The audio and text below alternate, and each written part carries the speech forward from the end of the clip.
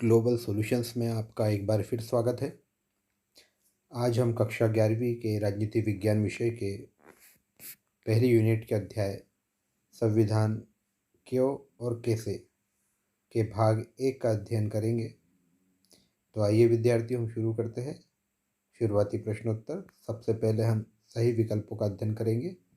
ये इस अध्याय का भाग 1 है। तो आइए हम शुरू करते हैं। पहला है, सरकार पर सबसे प्रभावशाली नियंत्रण किसका होता है? तो इसका उत्तर है संविधान। अगला है, संविधान विहीन राज्य राज्य नहीं है, उसे तो अराजकता का साम्राज्य कहना उचित होगा।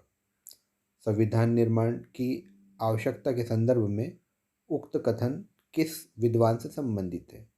तो इसका उत्तर है जेलिनेक। अगला है, भारतीय संविधान सभा का गठन किस योजना के अंतर्गत किया गया था? वह योजना क्या थी? वह थी कैबिनेट मिशन योजना। चौथा है, संविधान सभा हिंदुओं की एक संस्था है, यह किसका कथन था? तो संविधान सभा हिंदुओं की एक संस्था है, यह मोहम्मद अली जिन्ना का कथन था। संविधान सभा के लिए चुनाव कब हुए? तो इसका उत्तर है मार्च 1946 में। छठवां सही विकल्प आएगा, संविधान सभा का प्रथम अधिवेशन प्रारंभ कब हुआ? तो इसके 4 विकल्प दिए रहेंगे, जिसका उत्तर है 9 दिसंबर 1946 को। अगला है, संविधान सभा के अस्थायी अध्यक्ष कौन थे? तो इसमें भी 4 विकल्प रहेंगे, ध्यान रखें। अस्थायी अध्यक्ष, तो अस्थायी अध्यक्ष थे डॉक्टर सच्चिदानंद सिन्हा। अगला है, निम्नांकित में से संविधान सभा की महिला सदस्य कौन थी? इसके भी 4 विकल्प दिए रहेंगे, कंफ्यूज नहीं होना है। इसको उत्तर आएगा सरोजिनी नायडू। अगला रहेगा, संविधान सभा में उद्देश्य प्रस्ताव कब रखा गया था? तो इसका उत्तर आएगा 13 दिसंबर 1946 को।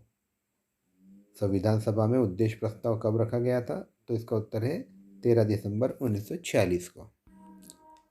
अगला सही विकल्प है, संविधान निर्माण में कुल कितना समय लगा? तो संविधान निर्माण में लगने वाले समय के बारे में पूछा गया है। संविधान निर्माण में कुल कितना समय लगा? तो इसका उत्तर है 2 वर्ष 11 माह और 18 दिन। 2 वर्ष 11 माह 18 दिन। अगला सही विकल्प रहेगा, संविधान सभा द्वारा संविधान को किस दिन स्वीकृति प्रदान की गई? ध्यान दे बच्चों, किस दिन स्वीकृति प्रदान की गई? संविधान सभा द्वारा संविधान को किस दिन स्वीकृति प्रदान की गई? तो इसका उत्तर आएगा 26 नवंबर 1949 को। अगला सही विकल्प रहेगा, भारत का संविधान पूर्ण रूप से किस दिन लागू किया गया? तो संविधान कब लागू किया गया? तो इसका उत्तर आएगा 26 जनवरी 1950 को।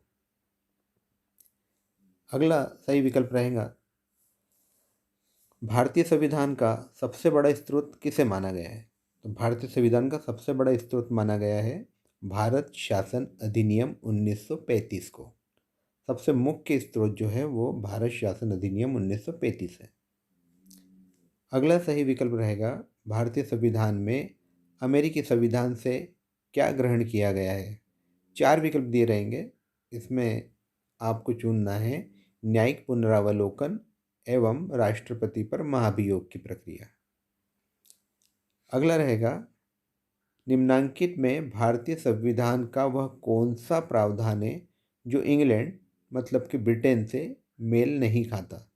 तो इसमें आपको लिखना पड़ेगा निर्वाचित राज्याध्यक्ष।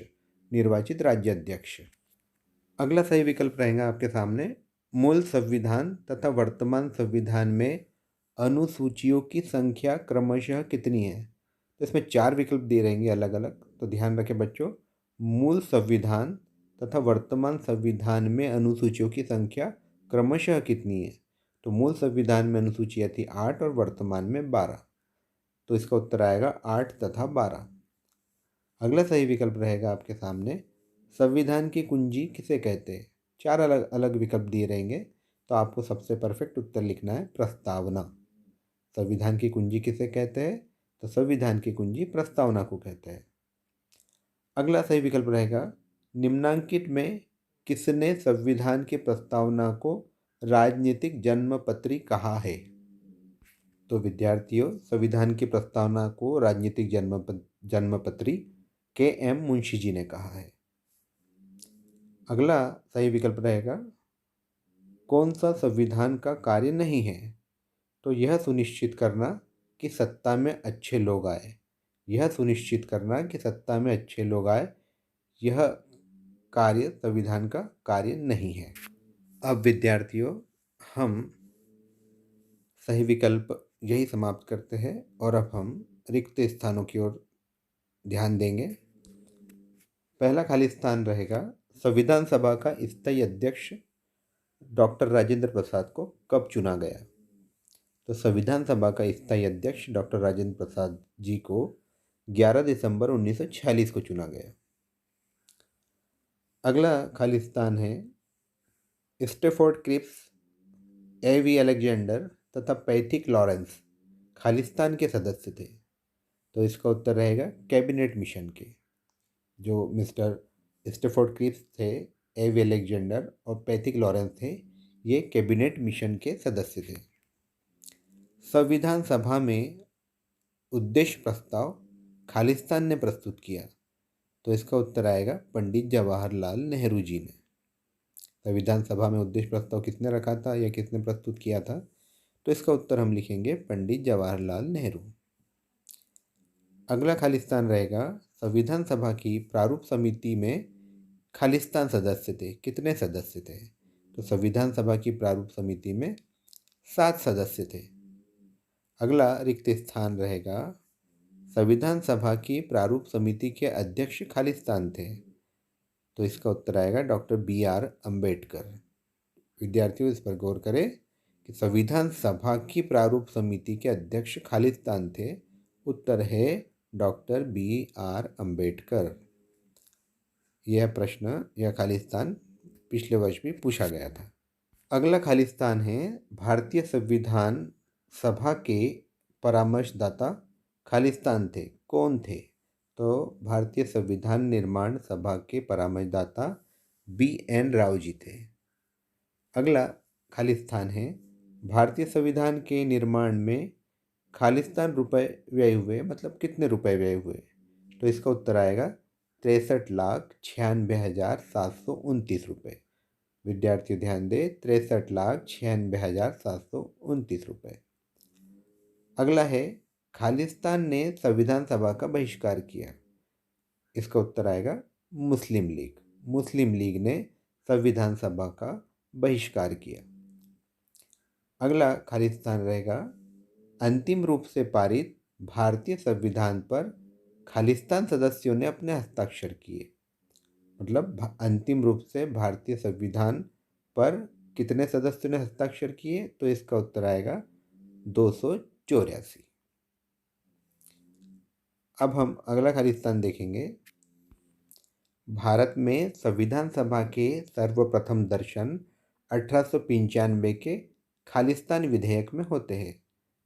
तो इसका उत्तर रहेगा स्वराज्य। भारत में संविधान सभा के सर्वप्रथम दर्शन 1895 के स्वराज विधेयक में होते हैं। अगला खालिस्तान रहेगा, मुस्लिम लीग ने खालिस्तान संविधान सभा की मांग की थी। तो मुस्लिम लीग ने 2 संविधान सभा की मांग की थी। अगला खालिस्तान, कांग्रेस की संविधान सभा की मांग का खालिस्तान ने विरोध किया। किसने विरोध किया? तो कांग्रेस की संविधान सभा की मांग का मोहम्मद अली जिन्ना जी ने विरोध किया। अगला खालिस्तान रहेगा, क्रिप्स मिशन कौन से साल में भारत आया था? तो 1942 में भारत आया था।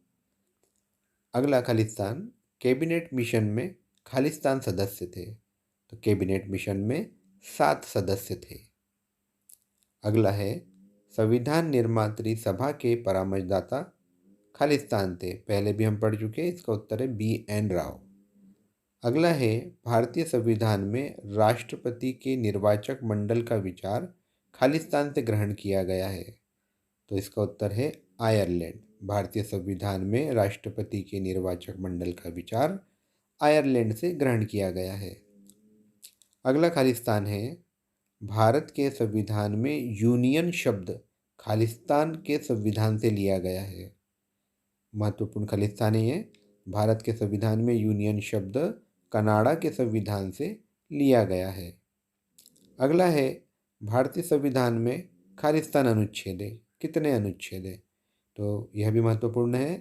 भारतीय संविधान में 395 अनुच्छेद है।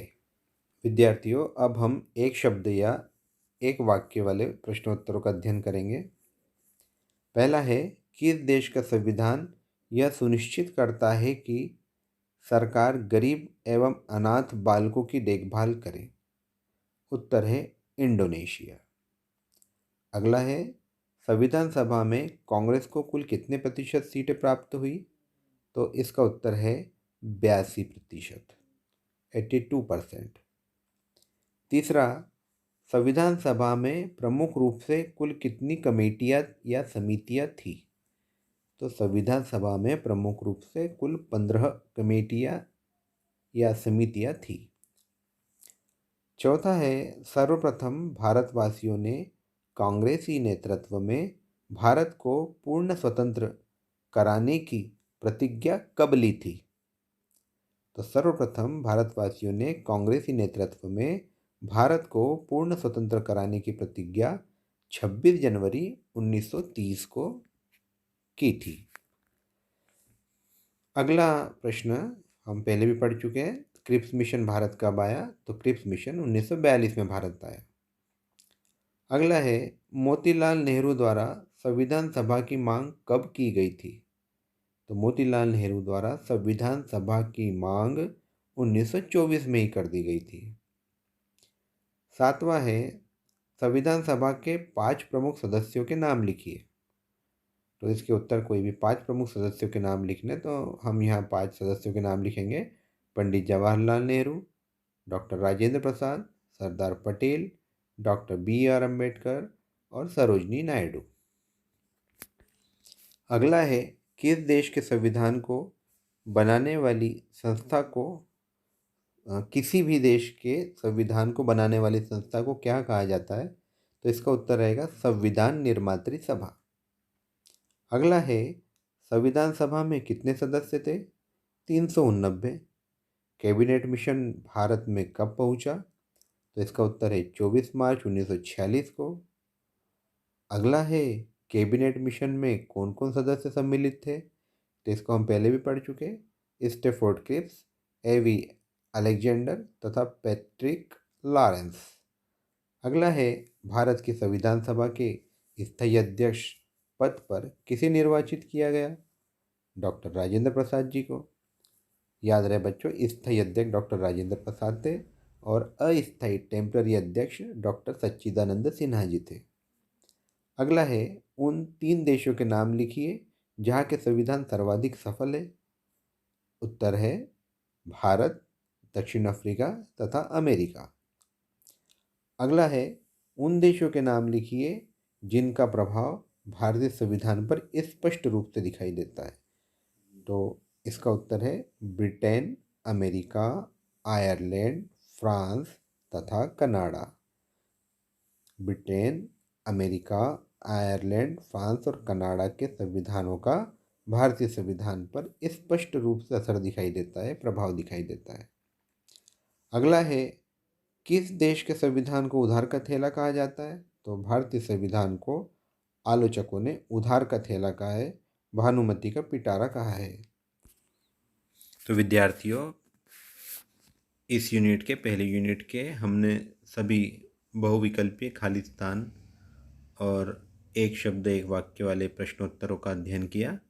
ध्यानपूर्वक इसे बार बार सुने और लगातार अध्ययन करें। जल्दी हम दूसरे भाग में मिलेंगे और बाकी प्रश्नोत्तरों का भी अच्छे से अध्ययन करेंगे।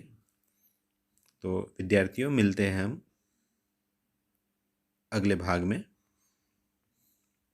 तब तक आप इन प्रश्नोत्तरों का अच्छे से अध्ययन करें।